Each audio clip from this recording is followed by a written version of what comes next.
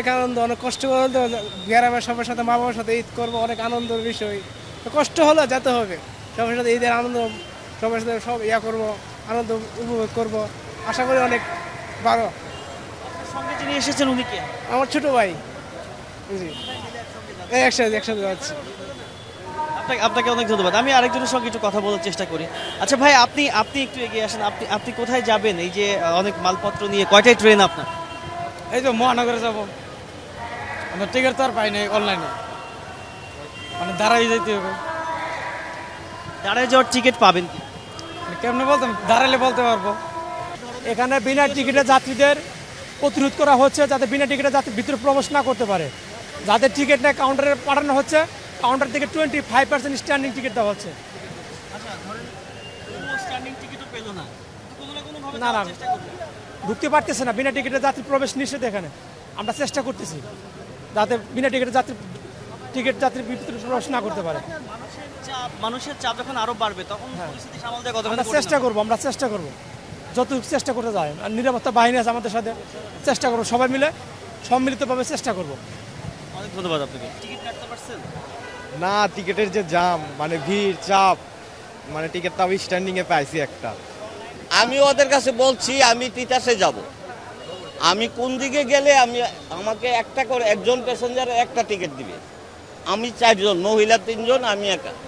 আমার কাছে যদি একা 4টা টিকিট দিত, আমি ওদেরকে একটা জায়গায় বসে আমি 4টা টিকিট কেটে নিয়ে আসতাম। আমি রিকোয়েস্ট করে বলতেছি যে আপনারা আমাকে হয়তো একটা পরামর্শ দেন, আমি কোন দিকে গিয়ে দাঁড়াবো। সমস্যা জামালপুর দিয়ে আধা ঘন্টা ধরে লাইন খাড়িয়ে আছি, টিকিট আছে। এন করলে ভাই টিকিট দাঁড়ানোর টিকিটও নাই, সিটও সেখানে ভাই দাঁড়ানোর টিকিট দেন, আমার ছোট বাচ্চা আছে, টিকিট নাই। গেটও আছি, টিকিট ছাড়া ঢুকে দেবো না, কই যাবো এখন? যাবো ভাই, উনি গেলে টিকিট নাই, ইন দিয়ে আছি ঢুকবে দেয় না, কই যাবো তাহলে ভাই? আমি এই 5 দিনের ছুটি পেয়েছি।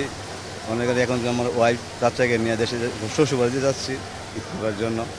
তিতাসে অনেক ঝামেলা ছিল, টিকিট পেয়েছি, খুব খুশি লাগছে। তারপর 2টা টিকিট অনেক কষ্ট করে নিয়েছি, এর ঈদে আনন্দ করার জন্য যাচ্ছি কি। Thank you. আসসালামু আলাইকুম, আমি Taukir Ahmed, Bangladesh Red Crescent Society জাতীয় সদর দপ্তরের একজন যুব সদস্য। আমি এক্সিকিউটিভ কমিটি মেম্বার হিসেবে আছি। আমরা মূলত প্রতি বছর ঈদের সময় ঈদের যাত্রাকে মানে স্বাচ্ছন্দ্যবোধ করতে আমরা প্রতি বছর প্রত্যেকটা স্পেশাল যে জায়গাগুলো আছে, স্পেশালি কমলাপুর, মহাখালী, সদরঘাট, যাত্রাবাড়ি এবং ঢাকার বেশ কয়েকটা স্পটে আমরা বুথ বসাই। প্রাথমিক চিকিৎসা সেবা আমরা দিই এখানে। হঠাৎ করে কেউ আহত হয়ে গেলে নিকটবর্তী স্থানে কোনো ফার্মেসি পাওয়া যায় না বা কোনো ডাক্তারের এরিয়া থাকে না, আমরা প্রশিক্ষণপ্রাপ্ত, আমরা ফার্স্ট এড করেছি, ট্রেনিং করেছি। তো সেক্ষেত্রে আমরা ট্রেনিংপ্রাপ্ত যে যুব সদস্যরা আছেন তারা এরকম বুথে থাকেন, তারা তাদেরকে প্রাথমিক সেবা মানে প্রাথমিক যে চিকিৎসাটা সেটা দিয়ে থাকেন। তাছাড়া আমাদের আমরা ডিজেবল যারা আছে তাদের জন্য আমাদের হুইল চেয়ার সার্ভিসটা আছে। আর তারপর ইনফরমেশন দিয়েও আমরা সহায়তা করে থাকি। মূলত আমরা প্রাথমিক চিকিৎসাটা আমরা এখানে দিয়ে থাকি। আমরা মূলত প্রায় 300 জন ভলেন্টিয়ার অ্যাক্টিভলি কাজ করতেছি আমাদের এই সার্ভিসটাতেই শুধুমাত্র। আর আমাদের অ্যাম্বুলেন্স সার্ভিসও আছে, এটা খুব বেশি অ্যাভেলেবেল ওইভাবে না, যদি দরকার হয় তাহলে আমরা ফোন দিলে সেটা চলে আসে। আর আমরা এটা ঈদের আগের দিন পর্যন্ত চালাবো, আর ঈদের পরেও আমাদের এটা চালানোর পসিবিলিটি আছে যদি আমাদের অথরিটি এটাকে করে অ্যালাউ করে। কষ্ট হবে, কষ্ট করে করার নাই, বাসায় যেতে হবে, সব আমার বাড়ি যাবে। তাই নাকি? জি, এর চেয়ে আর কিছু নাই। কি করবেন? এত কি চিন্তা ভাবনা বাড়িতে গিয়ে? বাড়িতে ফ্যামিলি আছে, ফ্যামিলির সাথে ঈদ করতে হবে, ফ্যামিলির সাথে ঈদ করতে মজা না আছে তাছাড়া। বাবা কি নাম? আলাদিয়া ত্রিশাল। আপনারা কোথায় যাবেন, কোন ট্রেনে চড়ে?